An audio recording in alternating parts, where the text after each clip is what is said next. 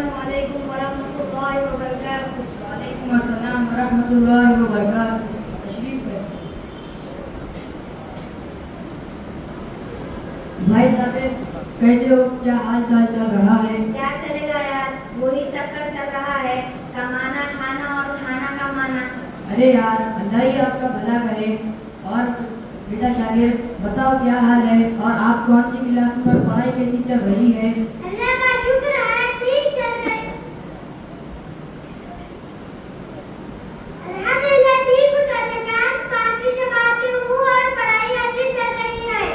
اچھا ماشاء اللہ. اور آپ سب بہن بھائیوں کی دینی تعلیم و تربیت کیسی چل رہی ہے؟ وہ بھی ٹھیک چل رہی ہے, اور میرا تو دوسرا قرآن چالو ہے, اور میرے بہن بھائیوں کے لیے گھر پر ایک مولانا آتے ہیں, وہی ان کو پڑھاتے ہیں. بھائی صاحب آپ کا بچہ کہاں پڑھتا ہے؟ ارے یار مجھ کو کیا پتا, دنیا کے جھمیلوں سے ہی کہاں فرصت ملتی ہے. اس کی ماں یا کسی نے اس کو عربی پڑھنے کے واسطے ڈال دیا ہوگا. اب تو اسکول اور مکتب کی میٹنگ میں بھی نہیں جاتے, اس کی ماں سب کرتی ہے بس. افسوس, باپ کی ایسی بے توجہی تو اولاد کا بیڑا غرق کرتی ہے. بیٹا شاگرد تمہارا تو قرآن کا دوسرا دور چل رہا ہے, نہ تو تم ہی کچھ پڑھ کر سناؤ.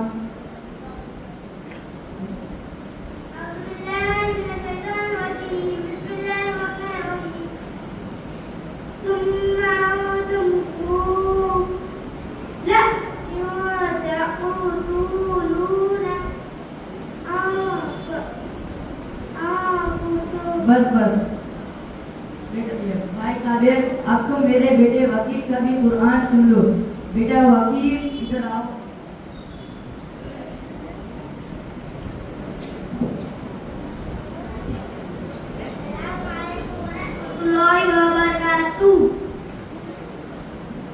وعلیکم السلام ورحمۃ اللہ وبرکاتہ.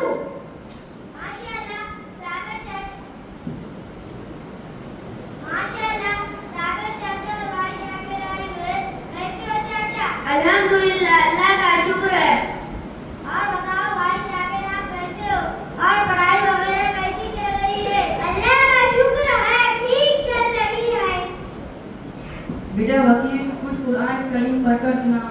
جب گزار اعوذ باللہ من الشیطان الرجیم, بسم اللہ الرحمن الرحیم, والسماء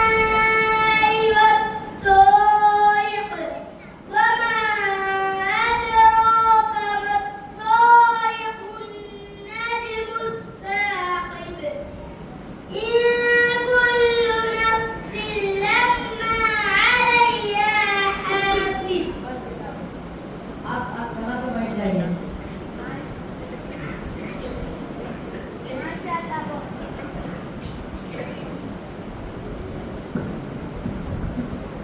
ماشاء اللہ بہت ہی اچھے انداز میں پڑھتا ہے آپ کا فرزند. کہاں پڑھتا ہے آپ کا فرزند؟ ہمارا فرزند مکتب انوار الہی میں پڑھتا ہے, بڑی پابندی اور عزت کے ساتھ جاتا ہے ماشاء اللہ. اچھا اچھا. بھائی صاحب آپ کا بچہ کہاں پڑھتا ہے, اور آپ کے بڑے لڑکے کی دینی تعلیم و تربیت کہاں چل رہی ہے؟ ارے یار یہ شاکر تو پتہ نہیں کہاں پڑھتا ہے, اور بڑا لڑکا ذاکر تو ابھی کالج جاتا ہے, اور گھر میں یوٹیوب پر انجینئر علی مرزا اور دوسرے لوگوں کی ویڈیوز دیکھتا رہتا ہے. ابھی مجھ کو کل ہی بتا رہا تھا کہ امام ابو حنیفہ رحمۃ اللہ علیہ کی تقلید کرنا ضروری نہیں, اور امام تیمیہ رحمۃ اللہ علیہ کے عقیدے بھی ٹھیک نہیں تھے, اور کہہ رہا تھا کہ قرآن کریم کی تفسیر کسی عالم سے سیکھنا ضروری نہیں, کیونکہ اللہ تعالیٰ نے قرآن کریم میں فرمایا, ہم نے قرآن کریم کو آسان کر دیا نصیحت حاصل کرنے والوں کے لیے. جب اللہ تعالیٰ نے آسان ہے کہا تو پھر ہم کو کسی عالم اور مفتی کی ضرورت نہیں, ہم ان کے بغیر بھی سمجھ سکتے ہیں. ہاں جب کبھی کوئی مسئلہ پیش آ جائے تو انٹرنیٹ پر سرچ کر لو یا یوٹیوب پر دیکھ لو, مل جاتا ہے, یا پھر بخاری وغیرہ کے اردو ترجمے میں دیکھ لو, معلوم ہو جائے گا. اسی طرح کی بہت سی دینی معلومات اس کو ہے جس سے کافی خوشی ملتی ہے. یہ تو بڑی حیرت کی बात है कि तुम्हें पता ही नहीं कि तुम्हारा बेटा कहाँ पढ़ता है। ऐसी लापरवाही की वजह से भला कोई तालीम व तरबियत हो सकती है और मरने के बाद जनाजा पढ़ाने के लायक भी नहीं बनेंगे। और सबसे खतरनाक बात तो बड़े लड़के की है कि वो दीन ही इंटरनेट से सीख रहा है। भाई साबिर, कान खोलकर सुन लो, दीन तो उलमाए दीन से सीखने की चीज है, वरना आदमी आज नहीं तो कल जरूर गुमराही के रास्ते पर चला जाता है। शाकिर का कुरान तो तुमने सुन लिया, कितना गलत पढ़ा था, जबकि नबी अलैहिस्सलातु वस्सलाम ने फरमाया कुछ कुरान पढ़ने वाले होते हैं वो कुरान पढ़ते हैं, हालांकि कुरान इन पर लानत भेजता है। बहुत बहुत शुक्रिया अखिल भाई, आपने तो मेरी आंखें खोल दी। अब मैं जरूर अपने बड़े लड़के को किसी न किसी आलिम दीन की सोबत में रखूंगा और शाकिर को भी किसी मुनज़्ज़म निज़ाम और मुअस्सिर निसाब वाले मकतब में दाखिल करूंगा और अब से मुकम्मल बच्चों की तालीम व तरबियत की फिक्र करता रहूंगा। अच्छा भाई अखिल, एक बात तो मेरे समझ में आ गई कि बच्चों की तालीम व तरबियत के लिए खूब फिक्र करनी चाहिए, लेकिन मुझको ये तो बतलाओ कि घर पर मौलाना को बुलाकर पढ़वाना या किसी गैर मुनज़्ज़म निज़ाम व मुअस्सिर निसाब वाले मकतब में बच्चों को पढ़वाना या किसी अच्छे मुनज़्ज़म व मुअस्सिर मकतब और इदारे में बच्चों को पढ़वाना, उसके फ़वाइद व नुकसानात क्या क्या है, ताकि मैं खूब अच्छे से समझ सकूं और औरों को समझा सकूं। भाई साबिर, मैं आपको मुनज़्ज़म निज़ाम और मुअस्सिर निसाब वाले मकतब और इदारे के फ़वाइद बता देता हूँ, बकिया आपको समझ आएंगे।